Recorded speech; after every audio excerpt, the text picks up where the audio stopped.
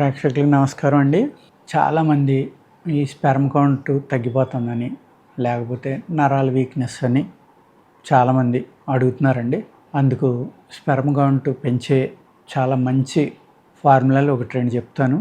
అలాగే ధాతు వృద్ధికర ఔషధం. ధాతు వృద్ధికర ఔషధం అనేది చాలా ఇంపార్టెంట్ అండి. ధాతువులు అంటే ఏంటంటే మన బాడీలో ఉన్న మెటల్స్. మనం ధాతువులు అంటే ఏవో అనుకుంటాం, కాదు. మన శరీరంలో కూడా అనేక రకాల మెటల్స్ ఉంటాయండి. మన బాడీని, శరీరాన్ని సూక్ష్మ బ్రహ్మాండం అనేది దానికోసమే అన్నమాట.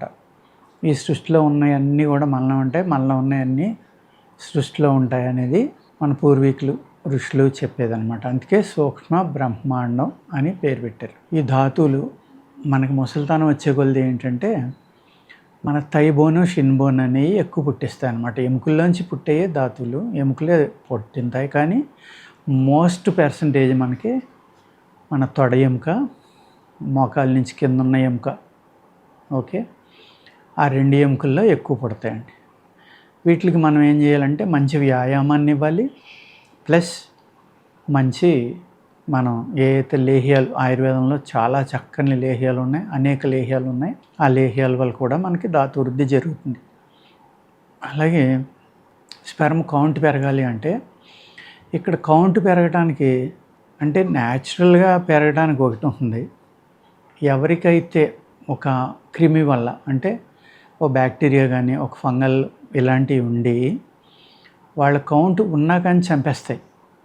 ఈ రకమైన బ్యాక్టీరియా ఉండటం వల్ల, ఫంగల్ కానీ బ్యాక్టీరియాలు కానీ, వాటిని చంపేస్తే కనుక ఆటోమేటిక్గా కౌంట్ పెరుగుతుంది అన్నమాట అండి. అంటే వ్యాధి వలన మనకి తగ్గిపోయేది ఒకటి, న్యాచురల్గా తగ్గిపోయేది. రెండు రకాలైన ఈ కౌంట్ తగ్గిపోవడానికి కారణాలు ఉంటాయి. వీటిని పెంచాలి అంటే ఇక్కడ మనం రెండాటికి రెండు రకాలు చెప్పుకోవాలండి. ఏ అయితే మన స్పెర్మ్లోని కౌంట్ని చంపేస్తాయో వాటిని నిర్మూలించడానికి నేల తాడి, అంటే మనం కాళీ ముస్లి అంటాం. సఫేద్ ముస్లి అని ఒకప్పుడు ఒక 7-8 ఏళ్ళ క్రితం చాలా ఫేమస్ ఇదైపోయిందనమాట. అప్పట్లో సఫేద్ ముస్లి తింటే మగతనం పెరుగుతుందని, కౌంట్ పెరుగుతుందని అనేక రకాలుగా పబ్లిసిటీ చేసేవారు. అదేవిధంగా కాళీ ముస్లి అంటాం మనం దీన్ని. అంటే నల్ల నేలతాడి. నేలతాడిలో తెల్లది ఉంటుంది, నల్లది ఉంటుంది. ఈ నల్ల నేలతాడు అనేది కామన్గా మనకి పూర్వం నుంచి ఉంది, రెండూ ఉన్నాయి. అలాగే ఈ సఫేద్ ముస్లిలాగే మిశ్రీ అని కూడా ఉంటుందండి. ఒకటి మిశ్రీ, సఫేద్ మిశ్రీ, కాళీ మిశ్రీ. కాళ్ళ మిశ్రీ అంటారు దాన్ని, కాళీ కాదు. దీన్ని కాళీ ముస్లి అంటారు, దాన్ని మిశ్రీ అంటారు. ఈ రెండింటికి అర్థం తెలుసుకోండి. కొన్ని చోట్ల నేను చెన్నై అలాగ బయటికి వెళ్ళినప్పుడు ఆయుర్వేద షాపుల్లో మిశ్రీ కావాలంటే ముసిలి ఇస్తున్నారు వాళ్ళు. ముసిలి వద్దండి, నాకు మిశ్రీ కావాలి. అవి పెద్ద దుంపలు ఉంటాయి, నల్లగా ఇంతంత దుంపలు ఉండి, అవి సేమ్ మన శిలాజిత్తులే వాసన వస్తుందండి. అది నాకు తిరగ్గా ఒక చోట దొరికింది. శిలాజిత్తు ఎలా ఉంటుంది మనకి స్మెల్, సేమ్ స్మెల్ వస్తుంది అనమాట. నల్లగా ఉండి జిగురుగా ఆల్మోస్ట్ శిలాజిత్తులాగే ఉంటుంది. ఖాళీ మిశ్రీ అంటారు దాన్ని, అది కానీ ఇది కానీ. కానీ మనకి ఇక్కడ వాడుకోవాల్సింది కాళీ ముసిలి. ఏదైతే నల్ల నేలతాడి ఉందో ఆ నేలతాడి, దాన్ని చక్కగా చూర్ణం చేసుకోండి. దుంపలు తెచ్చుకుని జల్లించుకోండి. పీసు ముక్కలు లేకుండా చూసుకోండి. బాగా ఎంత చిన్న సన్నని చూర్ణం అయితే అంత బాగా పనిచేస్తుంది అనమాట. దాన్ని ఒక కొబ్బరి బొండం తీసుకోండి. ఒక 100-200 ml వాటర్లో, ఆ కొబ్బరి నీళ్ళల్లో ఒక 5 గ్రాముల కాళీ ముస్లి, అంటే నల్ల నేలతాడి చూర్ణం, దీన్ని ఒక 5 గ్రాములు కొబ్బరి నీళ్ళలో కలుపుకుని డైలీ పరగడుపున పడుకునేటప్పుడు ఈవినింగ్ ఈ విధంగా తీసుకుంటే ఏ పురుషుని యొక్క వీర్యంలో, అంటే స్పెర్మ్లో బ్యాక్టీరియా వల్ల కౌంట్ చనిపోతుందో దాని నుంచి రక్షింపబడతారు. ఇలా ఒక 2-3 నెలలు తీసుకోండి. విషహారం అవుతుంది శరీరం. అదేవిధంగా శరీరంలో ఉన్న ఏదైతే ఈ స్పెర్మ్, శుక్రంలో ఉన్న ఈ కౌంట్ ఏదైతే ఉందో ఆ కౌంట్ పెరగడానికి, అంటే కౌంట్ని చంపడానికి కారణమైన క్రిమిని చంపేసేవాడికి ఆటోమేటిక్గా పెరుగుతుంది. అర్థమైంది కదా? ఇక్కడ మీకు ఏదైతే మీ యొక్క స్పెర్మ్లో ఉన్న బ్యాక్టీరియా వల్ల చనిపోయి కౌంట్ తగ్గిపోతుందో దానికి ఇది చక్కని మందు అనమాట. నెక్స్ట్ పెరగడం కోసం గొబ్బి గింజలు అంటాం మనం. నీరు గొబ్బి అని కొందరు అంటారు, గొబ్బి అంటారు. ఈ గొబ్బి గింజలు తీసుకుని వీటిని జాగ్రత్తగా ఇసుకి రేణువులు ఏమీ లేకుండా ఒక గుడ్డతోటి తుడుచుకుని ఏరేయండి. దాన్ని క్లీన్ చేసుకోండి, జల్లించుకోండి. సన్నటి జల్లెడితోటి ఇసుక రేణువులు ఏమీ లేకుండా, పుల్ల మొక్కలు ఏమీ లేకుండా చక్కగా బాగు చేసుకోండి. ఈ తడిస్తే మట్టికి వెంటనే గడ్డగడ్డేస్తాయి, వదానికి కూడా అంటిపోయి ముద్దయిపోతాయి అన్నమాట. అందుకు తడవనివ్వద్దు వీటిని ఎట్టి పరిస్థితిలో. అలాగే మీరు మనం దూలగొండి గింజలు అంటాం మనం.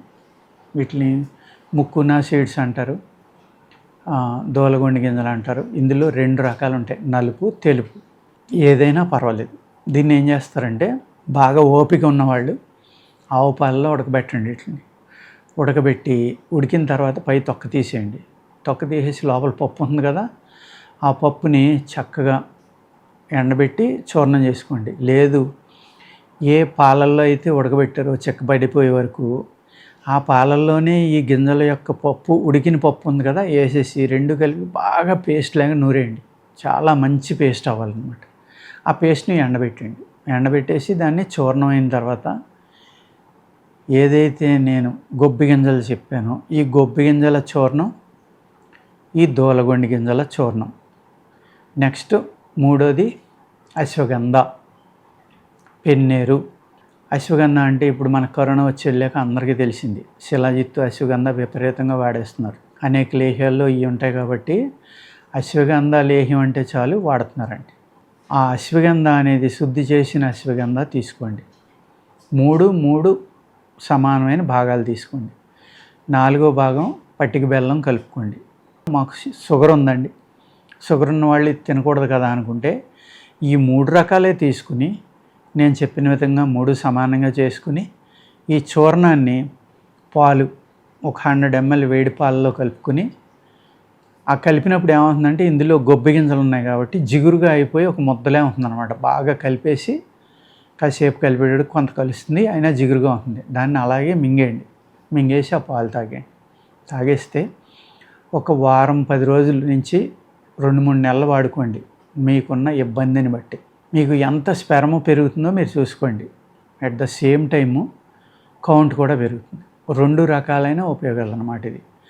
ఎవరైతే స్పెర్మ్ బాగా మాకు చిన్న వయసులోనే ఆరిపోయింది అనుకుంటారో, 40-50 సంవత్సరాలు వచ్చేటోడికి తగ్గిపోయింది, నాకు నరాల వీక్నెస్ కూడా వచ్చింది, నేను సంసారం చేయలేకపోతున్నాను అని ఎవరైతే భావిస్తూ ఉంటారో వాళ్ళకి చాలా చక్కని రెమెడీ అండి ఇది.